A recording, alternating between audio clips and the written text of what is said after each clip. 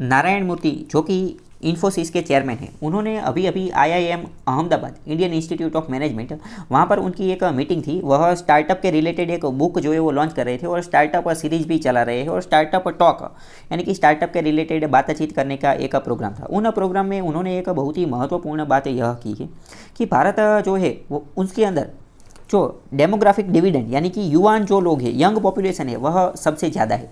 तो और यह जो डेमोग्राफिक डिविडेंड यानी कि यंग लोग हैं, उनके अंदर ऐसा पोटेंशियल है भारतीय लोगों के अंदर कि वह पूरी दुनिया को बदल सकते हैं। टेक्नोलॉजी के अंदर, डिजिटल रिवॉल्यूशन के अंदर यह सब जो है वो क्रांति लाने का काम जो है वो कर सकते हैं। यानी कि जो यंग लोग हैं, युवान लोग जो है, उनको क्या है, उनको अलग अलग अपॉर्चुनिटीज़ तक देनी चाहिए और उनके जितने भी प्रोग्राम्स है, अगर उनको स्टार्टअप के लिए ज़्यादा से ज़्यादा जो है वो प्रमोशन करना चाहिए। भारत की अगर हम बात करें तो भारत के अंदर लास्ट टाइम बात करें तो भारत के अंदर 100 से भी ज़्यादा यूनिकॉर्न जो है उसका जो वो भारत ने बना दिए है। भारत के अंदर 75,000 से भी ज़्यादा जो है वो स्टार्टअप जो है वो चल रहे हैं। तो ये नारायण मूर्ति ने यही बोला कि भारत के अंदर जो युवान है उनको अलग तरीके की अपॉर्चुनिटीज़ देनी चाहिए। सरकार को भी उनको प्रमोट करना चाहिए कि वह अलग अलग तरीके से नए नए इनोवेटिव आइडियाज़ जो है वो लाए।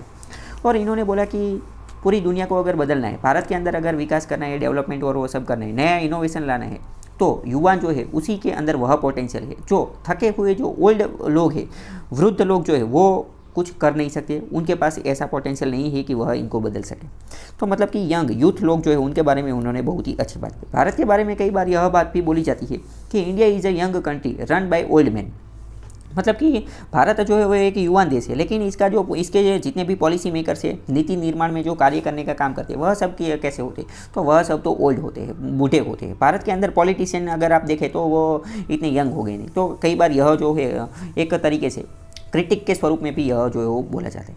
इन्होंने बोला कि कहीं भी अगर आपको सक्सेस सफलता प्राप्त करनी है तो उसके लिए क्या क्या चीज़ जरूरी है, तो कि एक तो स्किल की ज़रूरत है, एक एक्सपर्टाइज की ज़रूरत है, दूसरी एक एक्सपीरियंस की ज़रूरत है और उसके साथ साथ वैल्यू, एथिक्स और मॉरलिटी, इन सभी की जो है वो ज़रूरत पड़ती है। अगर जो यंग लोग हैं, यूथ लोग हैं, अगर उनको यह सब ट्रेनिंग जो है वो अच्छी तरीके से दिया जाए, मतलब कि स्किल, एक्सपीरियंस, एक्सपर्टाइज इस तरीके से अगर दिया जाए तो यह जो है वो दुनिया को जो है वो बदल सकते हैं।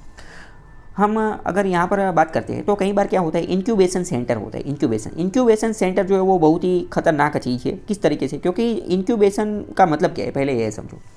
जब कोई भी बालक जो है वो पैदा होता है, उसका जब जन्म होता है, तो जब वह स्वस्थ नहीं होता है तब क्या करते हैं, उसको कांच की पेटी में रखते हैं। तो उसको जो बालक को जो कांच की पेटी में रखते हैं उसी को इंक्यूबेशन सेंटर बोलते हैं। क्यों? क्योंकि अभी बालक जो है उसका नया नया जन्म हुआ है, अभी वो बाहर का जो एटमॉस्फेयर, वातावरण है, उसके साथ जो है वो एडजस्ट नहीं हो पाता है। इसीलिए उसको ठीक तरीके से वह उसकी बॉडी वातावरण के साथ समकक्ष हो जाए, इसीलिए इसको इंक्यूबेशन सेंटर में रखा।